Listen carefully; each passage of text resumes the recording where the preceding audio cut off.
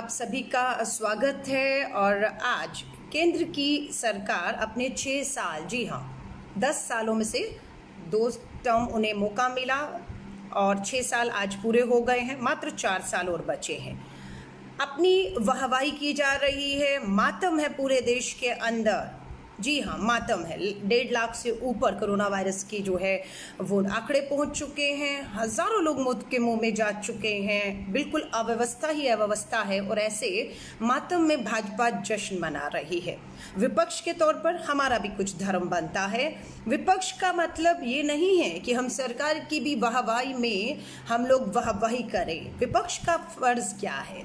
विपक्ष का धर्म है कि अगर केंद्र की सरकार के ऊपर कोई बाहरी दबाव आए या सरहद पर कोई तनाव आए तो विपक्ष को सत्ता के साथ खड़े दिखना चाहिए, उसे ताकत देनी चाहिए ताकि बाहरी ताकतें या सरहद पर तनाव का फायदा दुश्मनों को ना मिल पाए। दूसरी बात, विपक्ष का धर्म होता है कि अगर सरकार ने जो वायदे चुनाव के दौरान किए थे उसे अगर भूल जाती है सत्ता में आने के बाद, तो विपक्ष का धर्म बन जाता है कि उन्हें उन वायदों की, बहुत हुई महंगाई की मार, बहुत हुई महिलाओं पे मार, बहुत हुई बेरोजगारी की मार, ऐसे जो जुमले गढ़े गए थे उन्हें याद दिलाया जाए कि चुनावी वायदे आपके क्या थे।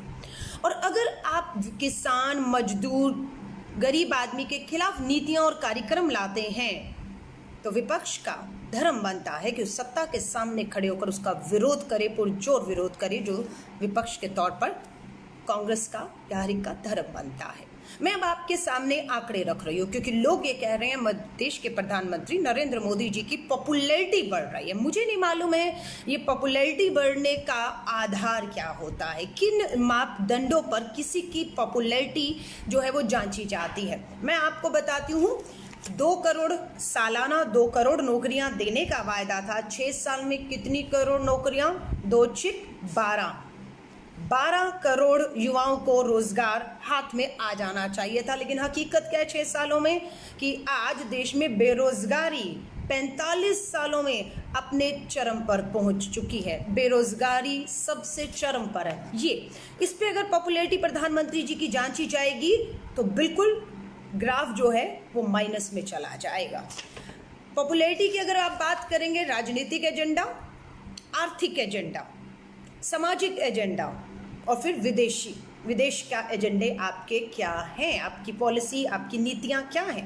राजनीतिक एजेंडों पर ये ढिंडोरा पीट रहे हैं, ट्रिपल तलाक हो, 370 धारा हो, आपका नागरिकता कानून हो। राजनीतिक एजेंडों पर ये अपने आप को कामयाब हो सकता है, देख रहे हो, क्योंकि इनके राजनीतिक एजेंडों पे, संघ के एजेंडों में ये मुद्दे 50 सालों में थे और लोगों ने अगर बहुमत दिया तो उस एजेंडों पे इनको काम करना था जो किया। लेकिन आर्थिक एजेंडे पर, देश की अर्थव्यवस्था के एजेंडे पर पूरी तरह फेल हुए हैं।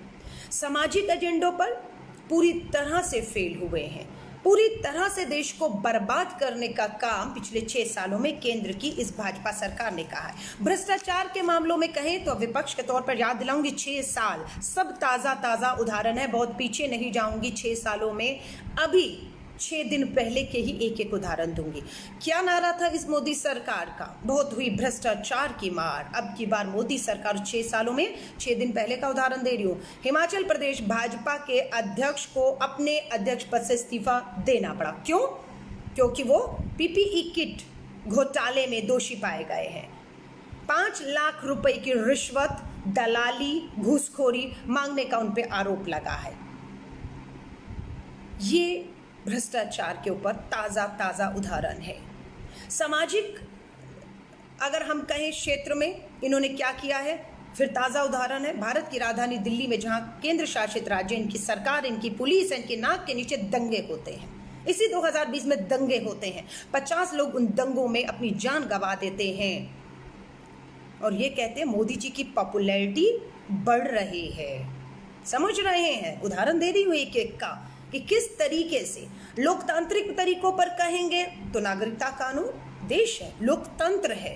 लोकतांत्रिक तरीकों से, गांधीवादी तरीकों से, अहिंसात्मक तरीकों से लोगों को अपनी आवाज उठाने का अधिकार है। लेकिन आपने उस अधिकार से लोगों को वंचित किया और जिन्होंने आवाज लोकतंत्र के तहत आपके कानून जो देश के संविधान के खिलाफ थे उठाए, आपने एक एक को बदले की भावना से झूठे मुकदमे डालकर दबाव बनाकर उन्हें जेल भेजना शुरू किया है। ये मैं आपको आंकड़े बता रही हूँ। किसानों की पर मुद्दे पर आती हूँ। कहा था 6 साल में दुगनी आय करेंगे, दुगनी आय करेंगे। एमएसपी पर जो है किसानों को पूर्ण जो है वो पैसा मिलेगा। क्या किसानों की आय 6 साल में दुगनी हुई है? सोचिएगा, किसान आज भी कर्ज में है। चांदी अगर किसी की हो रही है तो बीमा कंपनियों की हो रही है। ध्यान रखिएगा इस बात का, क्योंकि ये सरकार गरीब की, किसान की, मजदूर की नहीं है, ये पूंजीपतियों की सरकार है। 6 साल में नीरव मोदी, भाई मेहुल चोकसी, विजय माल्या 6 साल भारत नहीं लौटे। भगाने में इनका हाथ है, लाने में नाकामयाब हुए हैं। उनके कर्ज माफ किए। जीडीपी, देश की विकास दर 7 थी, जो डॉक्टर मनमोहन सिंह आरबीआई के पूर्व गवर्नर, अर्थशास्त्री विशेषज्ञ, पूर्व प्रधानमंत्री जो थे 7 पर छोड़कर गए थे। आज विकास दर देश की 4.2 है, 4.2। बेरोजगारी पर बताया, विकास दर पर। पेट्रोल डीजल के दामों पर आ जाइए। आज विश्व में पेट्रोल डीजल के दाम सबसे कम है, लेकिन पूरे विश्व में सबसे ज्यादा, पूरे विश्व में नंबर 1 पर कौन सा देश है जो पेट्रोल डीजल पे सबसे ज्यादा टैक्स वसूल इस देश की जनता से, आम जनता से कर रहा है?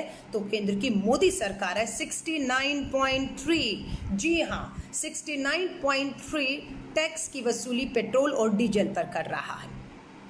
यही केंद्र की सरकार है। याद दिलाना चाहती, 2014 के चुनाव में प्रधानमंत्री मोदी जी ने कहा था $1 40 पहुंचा था, हो हल्ला मचा दिया था। देश की सरकार ने विपक्ष का धर्म निभा रही हूँ।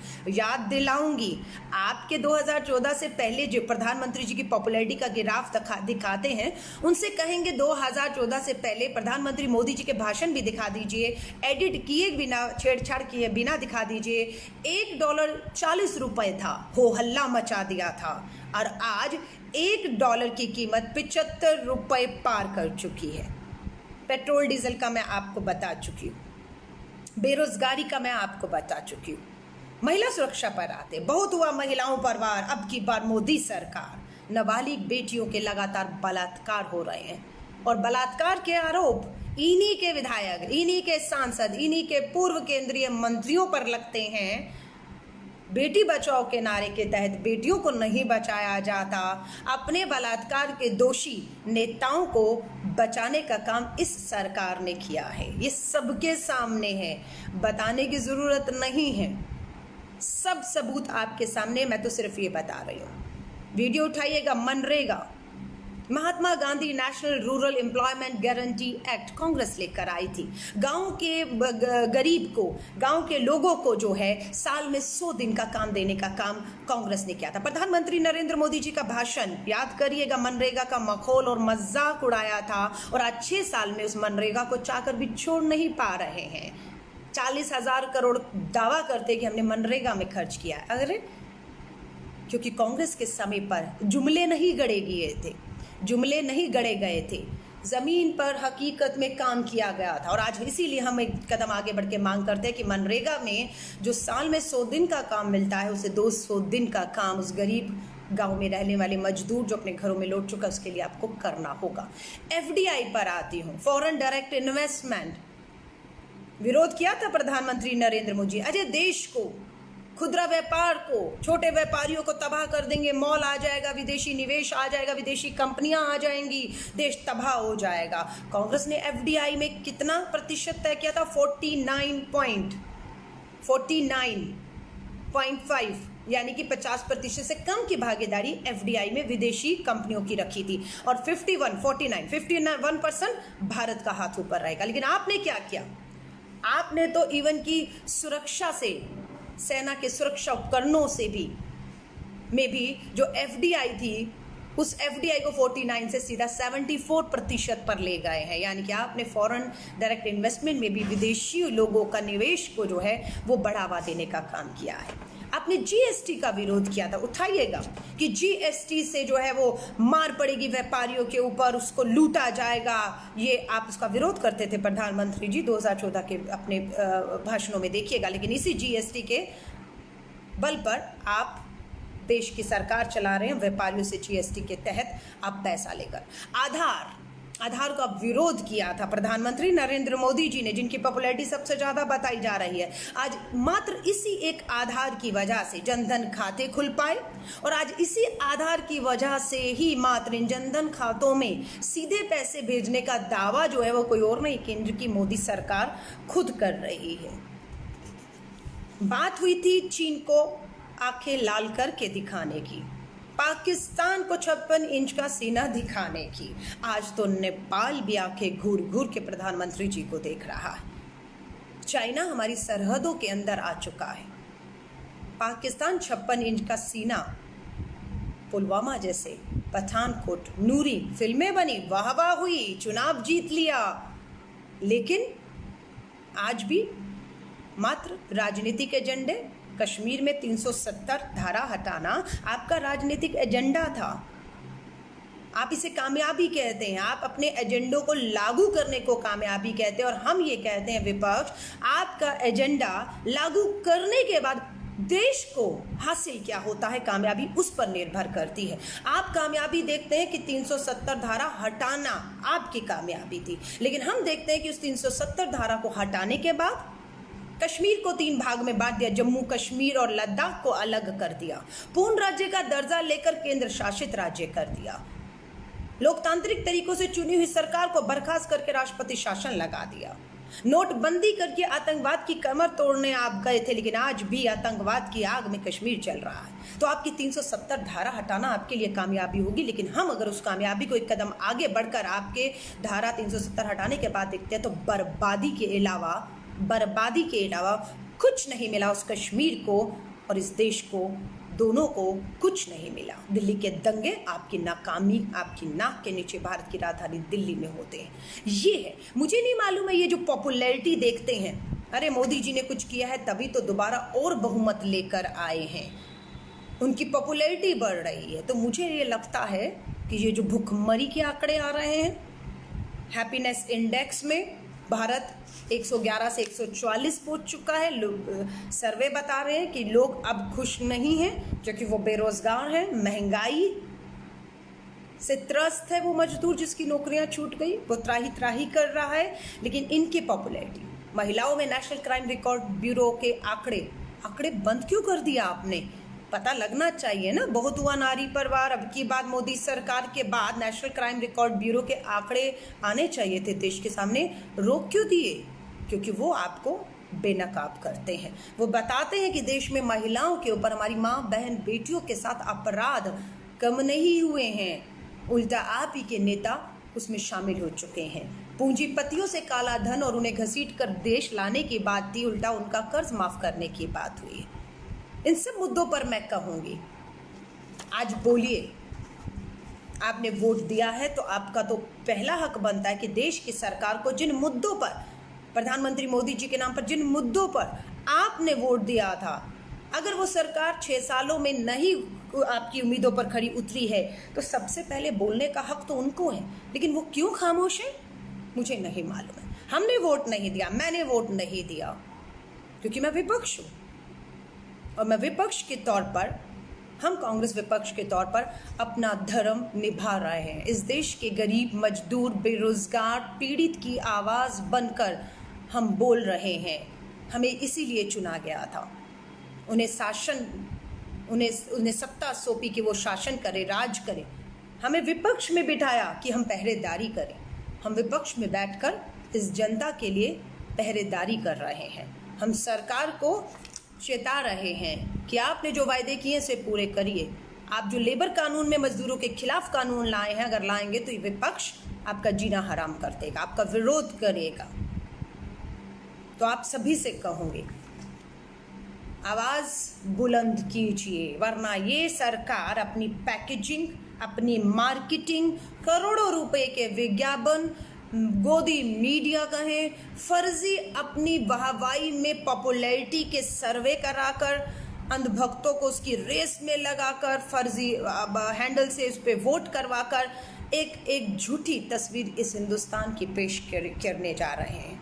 हकीकत और असलियत क्या है वो ज़मीन पर आपने और हमने खास तौर से इस त्रासदी के समय पर देखी है। मैं आप सभी से कहूँगी, बोलिए, भ्रष्टाचार के मुद्दे पर मैंने आपको उदाहरण दे दिया, हिमाचल प्रदेश अध्यक्ष का, दंगों पे भारत की राजधानी का दे दिया, अर्थव्यवस्था पर, बेरोजगारी पर, पेट्रोल डीजल पर, मनरेगा पर, एफडीआई पर, जीएसटी पर, सब चीज़ों के उदाहरण बेनकाब किया है केंद्र की 6 साल की मोदी सरकार को, और मातम में जश्न मनाते हैं आप।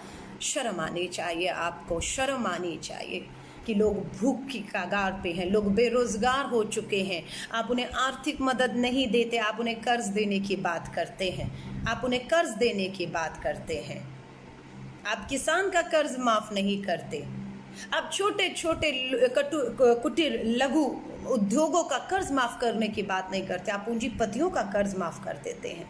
जब हम ये कहते हैं कि इस त्रासदी में कर्ज मत दीजिए, इस त्रासदी में लोगों को आर्थिक मदद कीजिए, जिस भारत की सरकार का अपना सालाना बजट ही 30 लाख करोड़ का है, वो भद्दा मजाक करते हैं 20 लाख करोड़ का पैकेज घोषित कर देते हैं, और पैकेज में पता लगता है किसी के हाथ में कुछ नहीं आया, सिर्फ वो कर्जा है, आप जाएंगे तो आपको कर्ज मिल जाएगा, आप कर्ज ले लीजिएगा अगर आपको ज़रूरत है।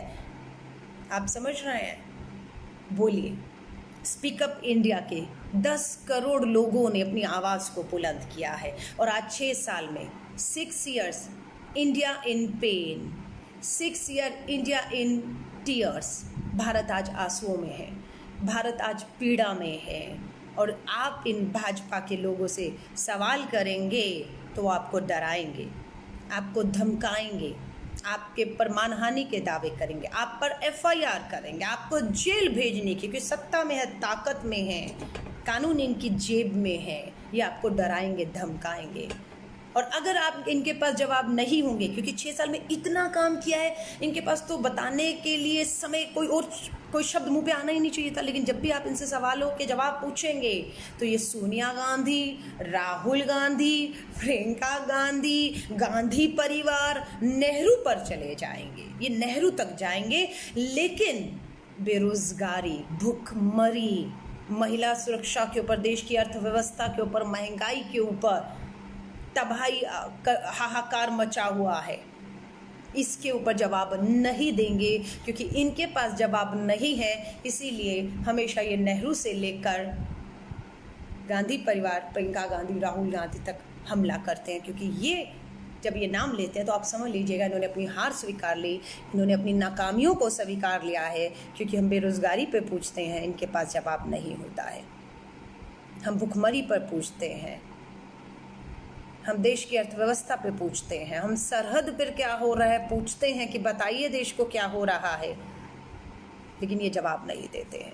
मैं आप सभी देशवासियों को कहूँगी, ये आपका और मेरा देश है। ये जो सत्ता में बैठे हैं ना, जाते जाते एक शब्द उनको कह देती हूँ, इनका ये कहना है कि देश की सरकार से कुछ सवाल कर रहा हूँ, देश पे सवाल खड़ा करना है। प्रधानमंत्री नरेंद्र मोदी जी को कुछ कहना, देश को कटघरे में खड़ा करना है, ये इनकी गलतफहमी है।